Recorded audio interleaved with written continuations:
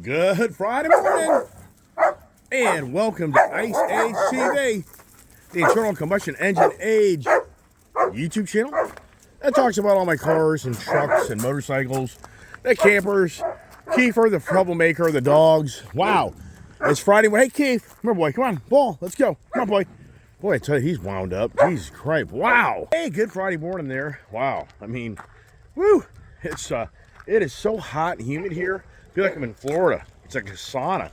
It's just, it isn't enjoyable by any means to be outside because it's just so, the air is so thick and heat. Listen to Kiefer, man. Is that about, I mean, that dog there, how about drive you nuts? Kiefer?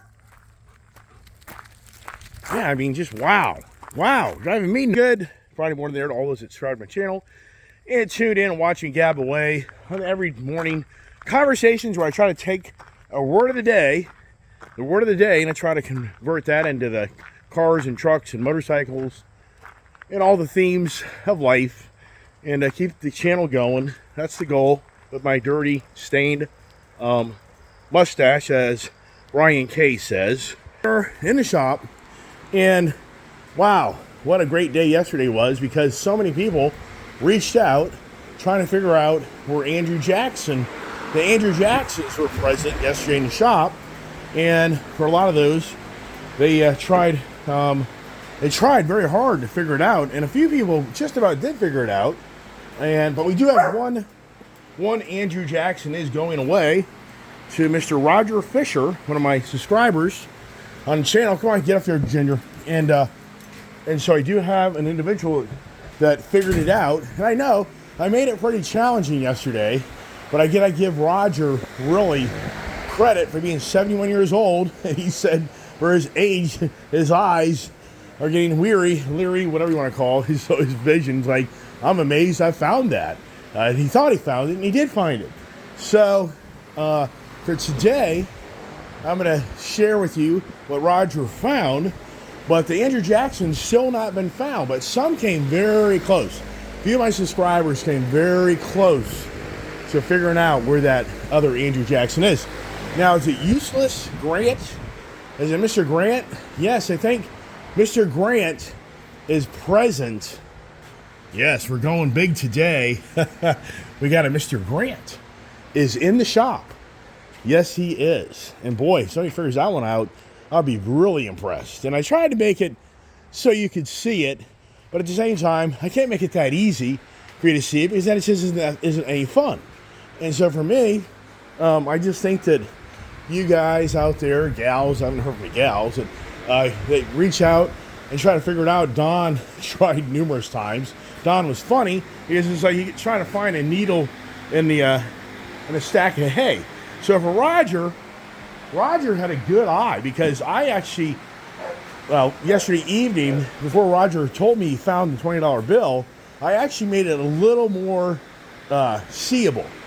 So yesterday, this was much more challenging, because if you look right here, here it is. Here it is. So for Roger, he's got an Andrew Jackson coming his way. And we'll put that Andrew Jackson right here in Don's former Ford die-cast vehicle. And there you go. But now, Mr. Grant is present. And for the record, Mr. Andrew Jackson is still in the shop. There's somebody out there trying to figure it out. I think they'll figure it out now, because I've been kind of giving it away, I think, too much. So I enjoy this, because I just feel like it gives you a chance to get entertained more so, and a chance just to feel like you're interacting with my channel, which I think that's really cool, because it's not a live video where you can be talking back and forth to me as I talk my goofy things some days. And as always, it's about me trying to figure out what to talk about, and that's the challenge. And it's like today, what do we talk about? Because Monday was lies, Tuesday was the tree, Wednesday was the water, and then yesterday, for me, it's like what was yesterday and what is today. And so for me today, my thoughts are passion.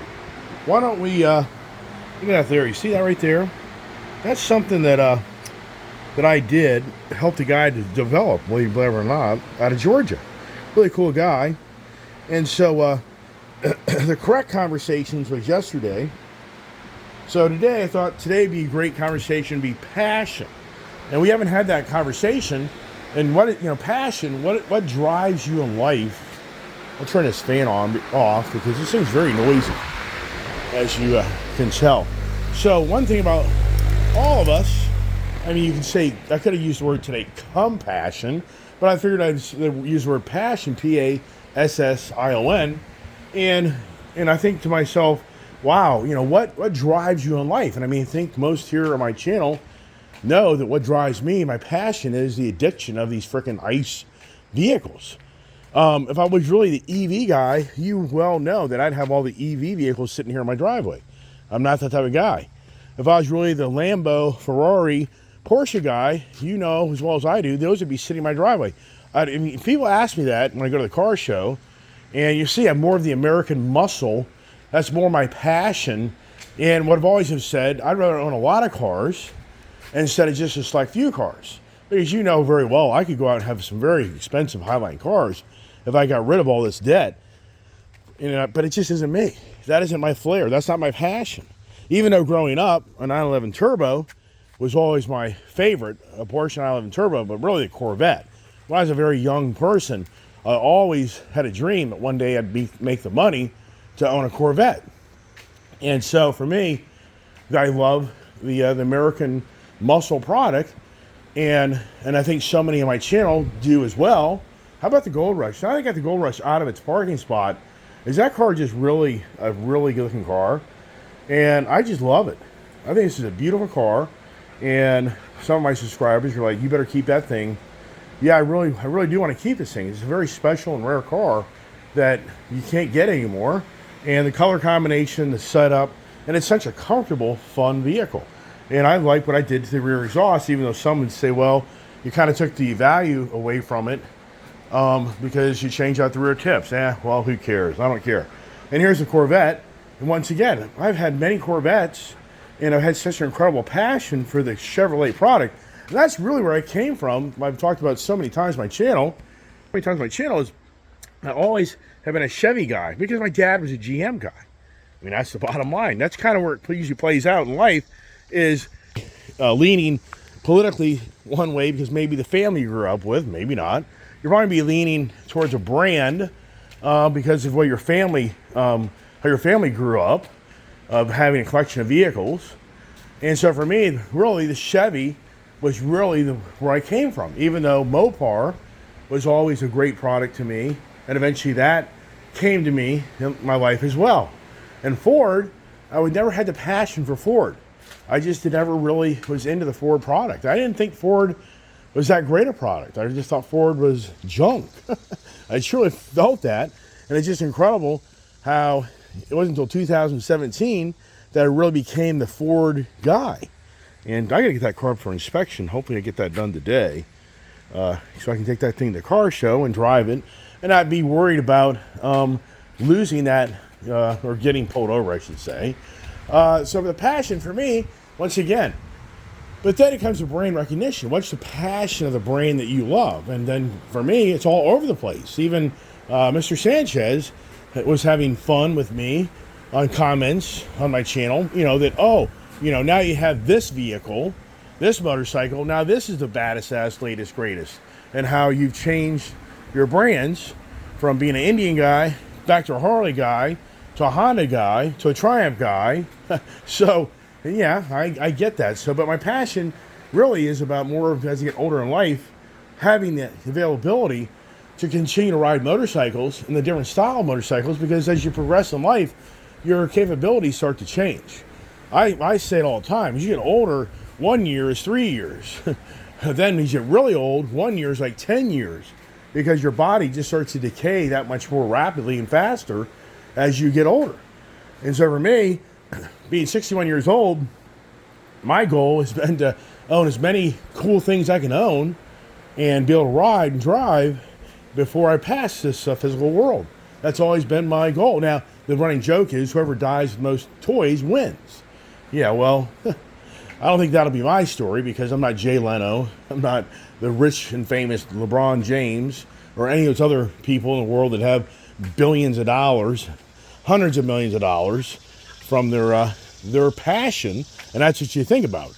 You know, what made LeBron James so successful? His passion to play basketball. What made Jay Leno so successful? His passion to be a stand-up comedian, where eventually he outdid David Letterman and took Johnny Carson's role on the Late Night Show, which was huge because Dave Letterman thought he was going to get the phone call. In fact, I don't know if he did get the phone call, then they reversed the phone call. I can't remember. There was an interview with David Letterman on the Johnny Carson show shortly there before Johnny was leaving, and it was given to Jay Leno. But Jay Leno's real true passion, unbeknownst to me, when he was very young, was he's a car fanatic. He's a motorhead. He's a car enthusiast. I never knew that. And he was able to make a fortune of money that now, as many know, he's at a huge warehouse-style garage that he owns very rare and very exotic vehicles. And he's even on many shows of showing off his brand new car. Like he'll probably get the ZR1. That new Chevrolet Corvette is being now talked about more than ever, and that 1,064 horsepower twin turbo 5.5 liter Chevy motor that's in the Z06 will be the new ZR1's engine to make that thing a rocket ship. And it's like 838 foot-pounds of torque. And so the ZR1 is now going to be the baddest ass production-made Corvette ever. And who's going to get one of those? Once again, I'll be blown away if you don't see a show with Jay Leno behind the wheel of the ZR1. I can guarantee it, because he's a well-known moto guy, enthusiast, car enthusiast, that will get a lot of attention. And for him, he'll probably be the first guy on the list versus others out there that have all the money in the context, like Penske. Will Roger Penske get one? I mean, you go through the list of the big profile people, and who will get that? You know, who will get the first ZR1? And what's going to be the price? A lot of people they say the Z06, without it being all optioned out, is like a $115,000 base price car. But you know as well as I do, when you try to go buy one, it's very challenging unless you order one to get it for that price. But if you did, then you did well. So I speculate it's going to be probably $169,000. I'd say it's a $160,000 base price car without that other, what's a ZTK package or something like that. I'm not real sure on that. But that's, for me, like, wow.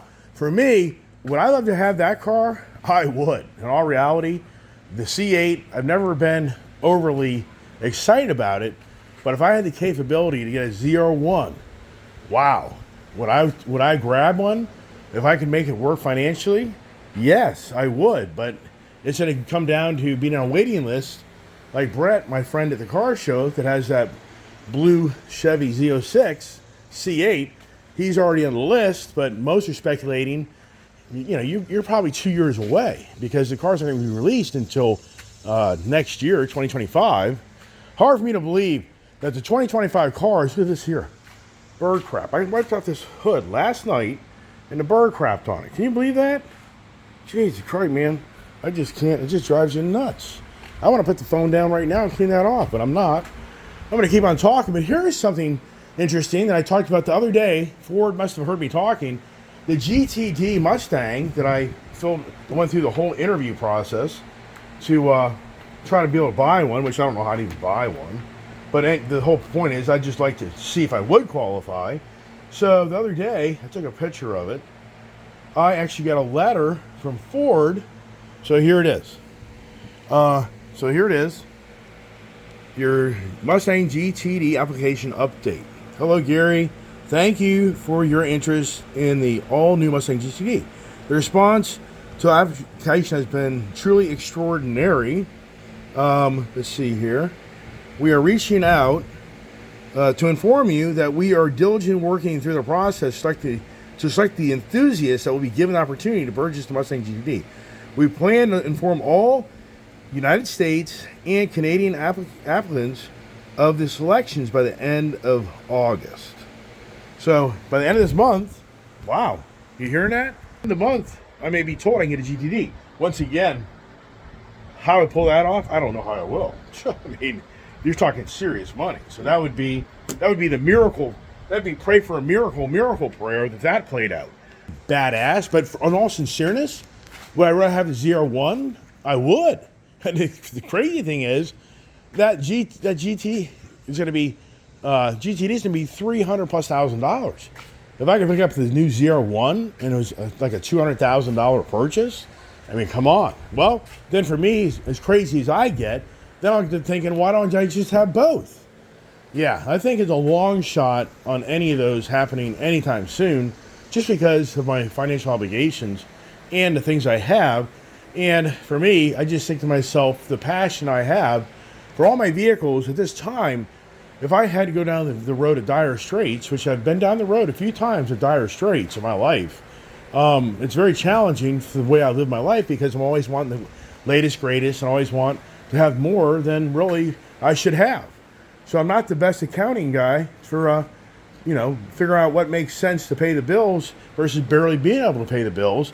But I think to myself, what would I keep? And I've talked about it all the time. The Camaro Z28 would have to stay in my collection.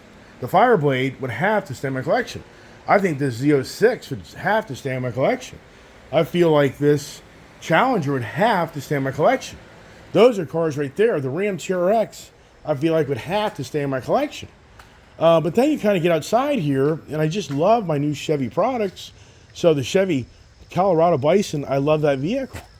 And the truck. So those would be vehicles like I would just really have the passion. And my wife's already told me, it's like, do not get rid of that Grand Cherokee or that Wagoneer.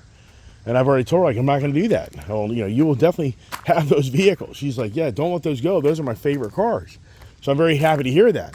But me, my passion goes too far. Like, here's the Charger in the back. Yeah, would I like to keep that? Yeah, because that isn't built anymore. So it's the cars that I feel like you can't duplicate. That's what I would want. And that's the passion I have. As you can see, is too much passion. And you have compassion for me, being the guy that I am, that overdoes it. Yeah, I hear you. You support my channel, so that's very nice of you, and I appreciate everybody doing that.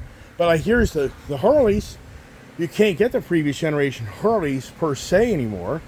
What I mean by that is they don't make the previous models. As you know, there's leftovers. But these are very, in my eyes, unique bikes. And for my daughter, she has a bike that I think this motorcycle here she should keep for her whole life. That was a very special moment when she was in Florida with my father, and we pulled off that deal. That was very, very special. So, and my daughter, what does she have? She has the passion of the motorcycles and the cars, but sports as well. Growing up, I was a huge sports individual. I loved playing sports, and I still do. And actually, Julia's new boyfriend, Brian, he is a huge basketball enthusiast, and that's what I was. I was a huge basketball enthusiast, and I used to watch basketball all the time.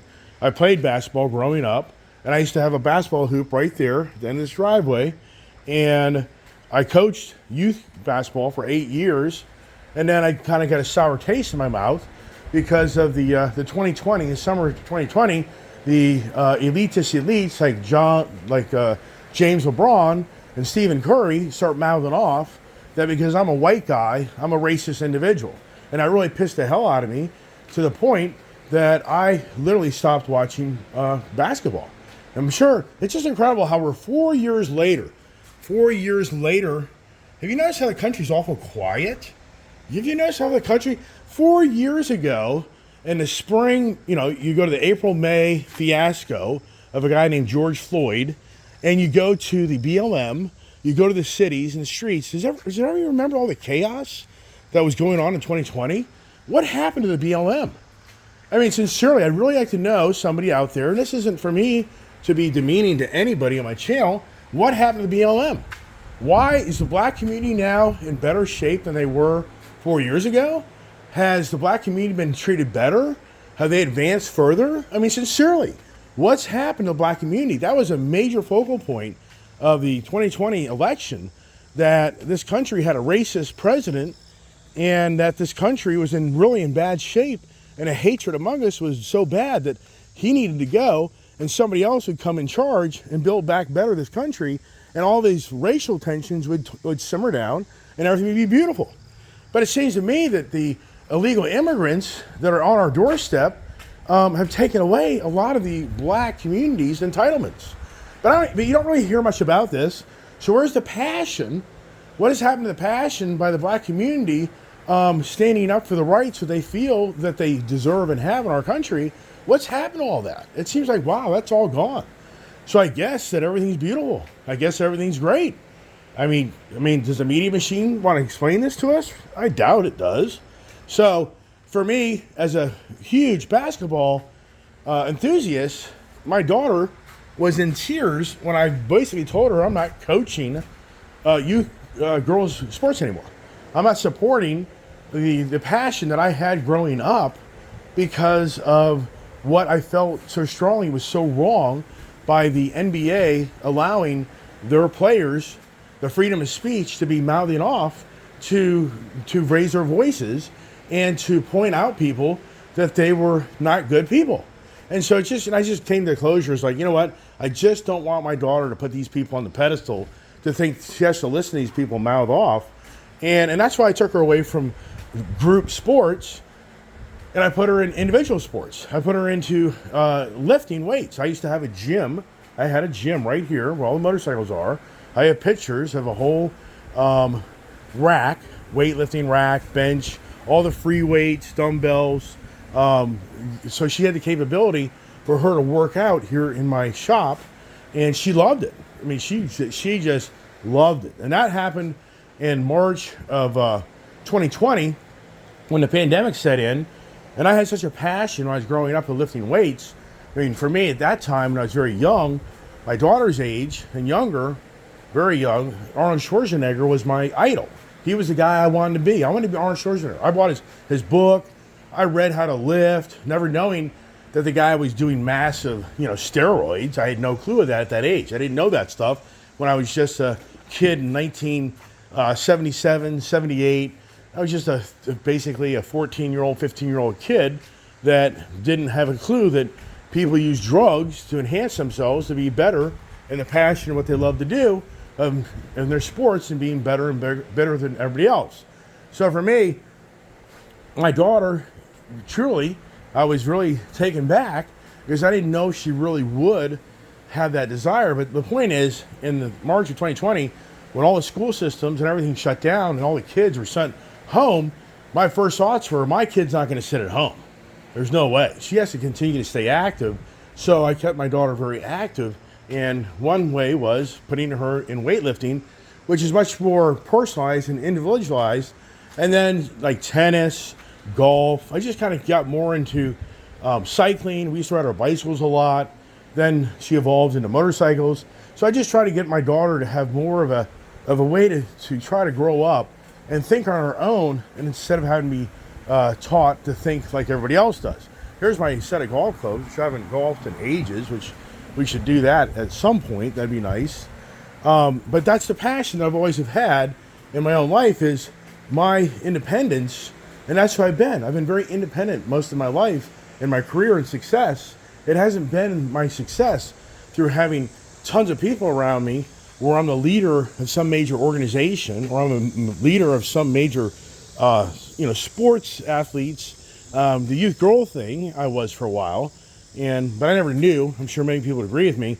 In my era of growing up, you never knew you could be a coach or a sports trainer and make any money. You didn't know that. It just wasn't there. But today, more than ever, as a young person that can get a name and it can get recognized, you could do okay being a coach that maybe eventually coach college sports. To get to professional, it'd be very challenging on that. It's your passion. And that's what it goes back to, the basics of our success in our life. It's the passion of what you want to do and how hard you work to do that and accomplish it. And that's where it starts to divide us on who the real winners are and who the losers are, because you just have to have an incredible amount of passion to take a challenge on and to fulfill it, that you feel like you finally accomplished what you wanted for the love of what you have. And for me, I've said it many times, you know, my passion of owning all these cars and trucks, I've been blessed in so many ways. It's the car gods, it's the devil in the making, but I've been blessed on how I've had deals go down that I never thought would ever play out. I've been blessed in my eyes that I found this Camaro Z28 just on the whim, and it was a one-car owner, and I got it for a great price. I was blessed that I found this Corvette on Carvana for really, I think, a great price, but yeah, the front clip that got destroyed wasn't the greatest, but it was a hell of a video. Hell, you would think those videos would go viral.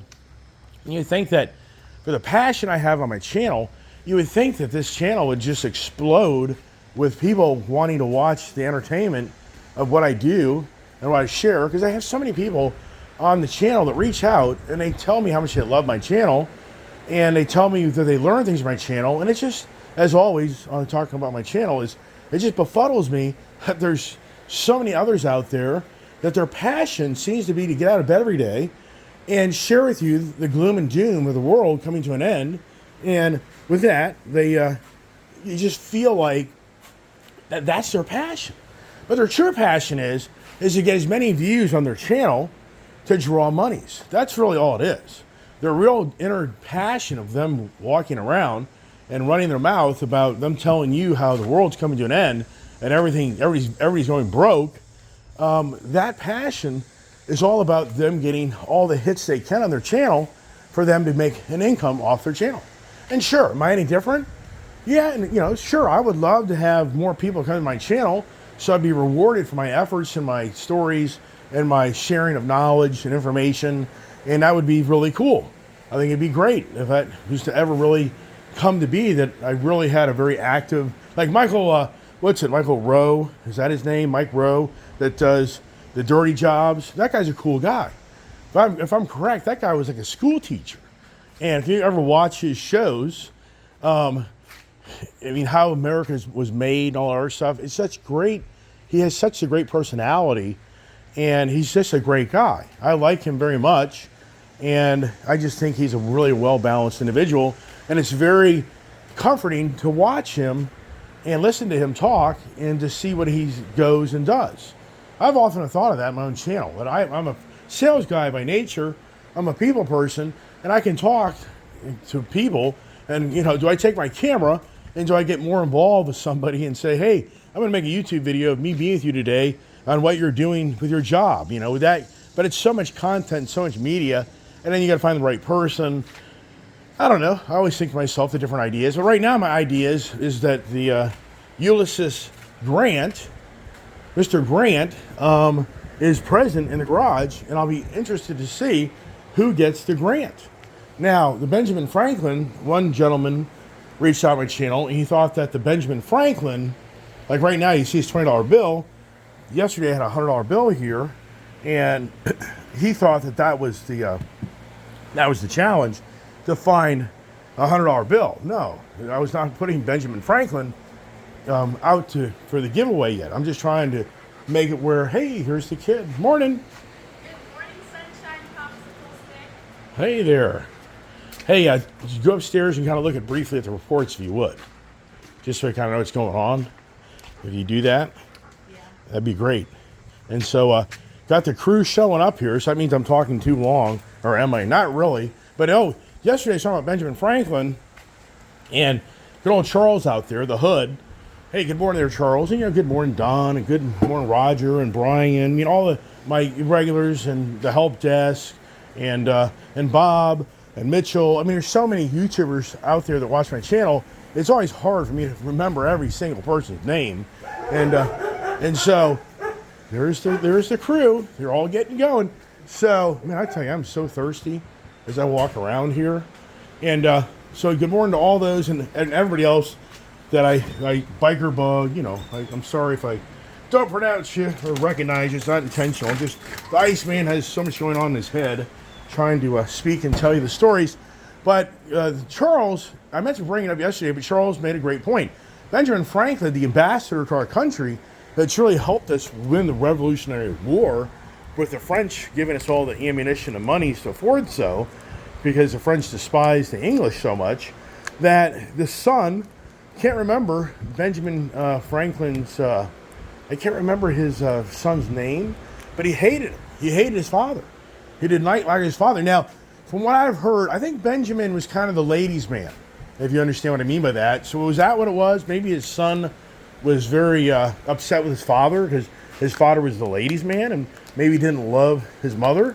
I don't know. I mean, that's kind of getting into information that I helped a guy develop that technology, believe it or not. So I used to be in the public telephone business, as you know, and that was a great business. I loved that business back in the day. It was such a great business.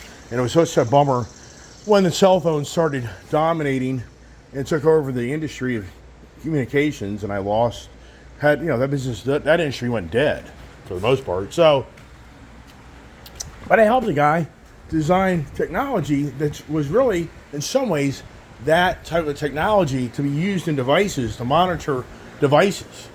And great guy, Pat Jackson out of Atlanta, Georgia, and so I spent a few years with him, helping him figure out how to make that technology, not in the engineering side, but helping him figure out how to create technology to interface with machines, to monitor machines. But it's so disappointing that he never was able to help me get into the credit card side. So I have the credit card technology, point of sale terminals. That's a big part of my business and industry. And I saw that opportunity in 2000, but I was way too early in time with technology, because back in 2000, you didn't have the cellular-based networks that support today all the cellular-based transactions you can do through your mobile phones, mobile devices, Apple Pay, all this other stuff. And that's why you see that on the bench. As I was showing Brian yesterday of how it evolved over the years, but it's just, he took a Nokia cell phone to interface with this computer board, and then I helped him figure out how to write a program on how to manage machines and vending machines, equipment. And so people kind of know where I'm coming from on that. I think people have a good idea what I do in my life and business, my whole life, besides gab away and talk and buy cars all the damn time, which I do a lot. So hot as heck up here. What are you doing today? I don't know. Yesterday, Julie and Brian came in from working, and they took a lot of time to clean up the Jeep. I'm going to put Brian in this Jeep Mojave, and it's hard to believe that vehicle has 12,000 miles on it. It hasn't been driven since like last October, November. When we bought this Bronco, I took my daughter out of the Mojave, and I put her in the Bronco. And so for her, she hasn't driven that truck. That truck's been sitting now for like 8 months. So that's going to be his work vehicle. But here's the insurance. This makes no sense. I sure hope somebody's listening to my video, especially like Bob down there in Melbourne, Florida.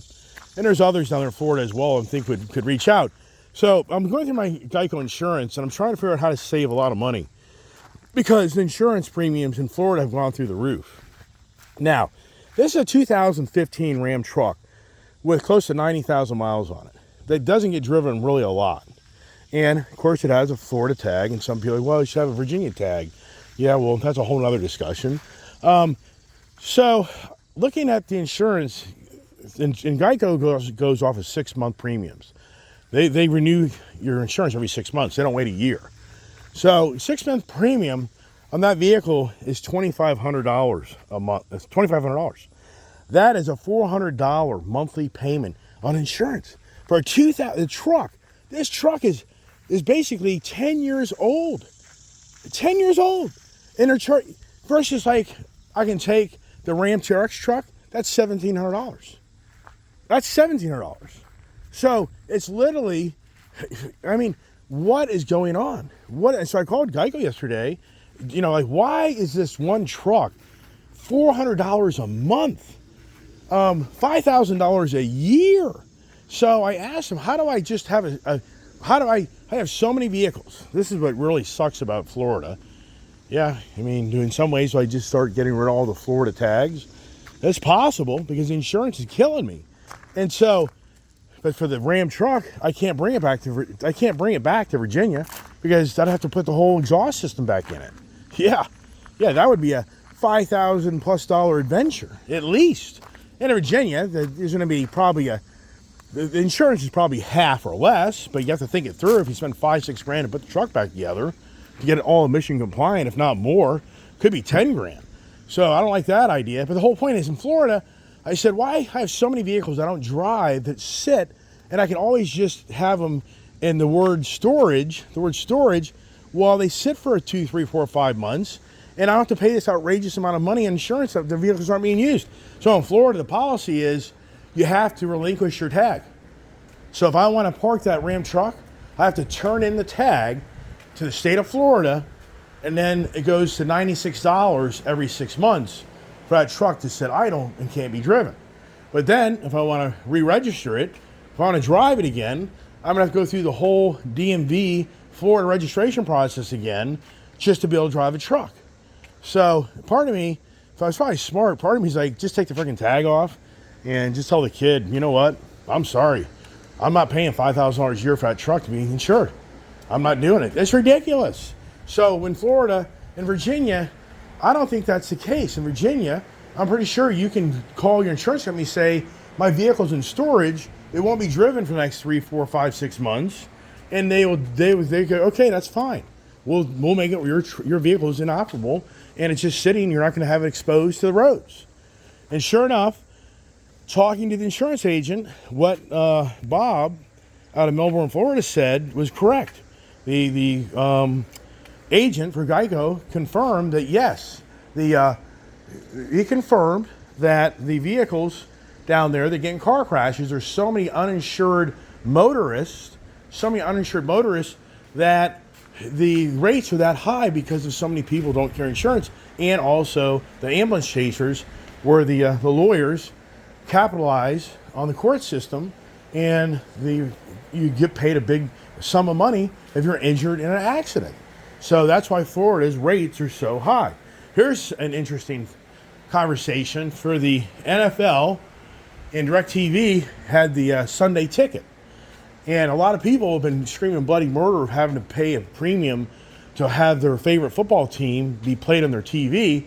If you're a Dallas fan and you live in Massachusetts, the odds are you're not going to see the Dallas game unless you have the Sunday ticket. And so in the Sunday ticket, it's very expensive, and people made the claim that why are they having to pay for all these other games that they don't even want to watch. So they had a class action lawsuit that went to, I think it was in Texas, I think. I could be wrong. I mean, can't remember which state, but whatever. The big settlement was overturned.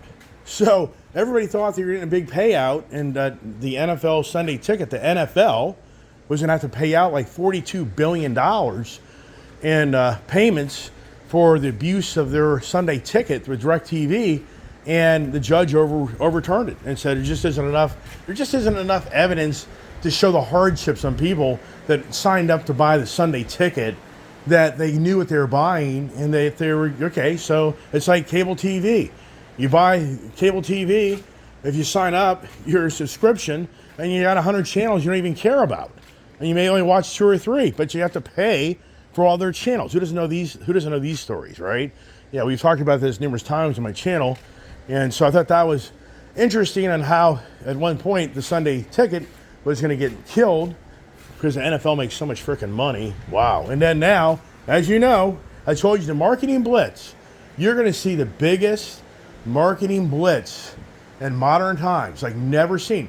You have to say to yourself right now, you go to the summer of 2020, and all the media was very negative, very scary. It was very bad times. People were scared because there were such violent acts going on throughout the country in cities, Antifa, BLM, and you had really high racial tensions. So 2020, summer 2020, does anyone remember the Seattle? What was it? The mayor or the whatever of the town, the summer of love, where that young black kid got killed that wasn't right.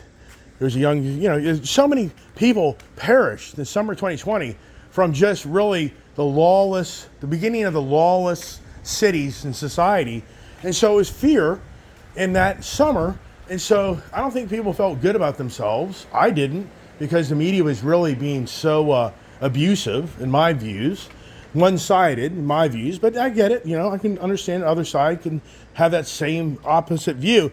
But the point is, here we are now, 4 years later, and the marketing blitz is on like never ever seen how beautiful everything is. Where Joe Biden, along with 6 other countries, just negotiated this Evan Gershowitz, the Wall Street Journal journalist that was put in prison by Putin in Russia a few years ago when the war started over there in Ukraine.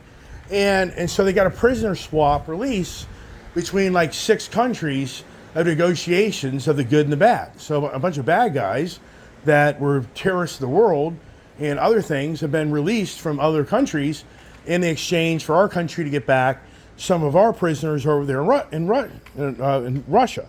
And so already the media blitz is showing now how Joe Biden and Kamala Harris, they're the greatest things in the world. They just save these people.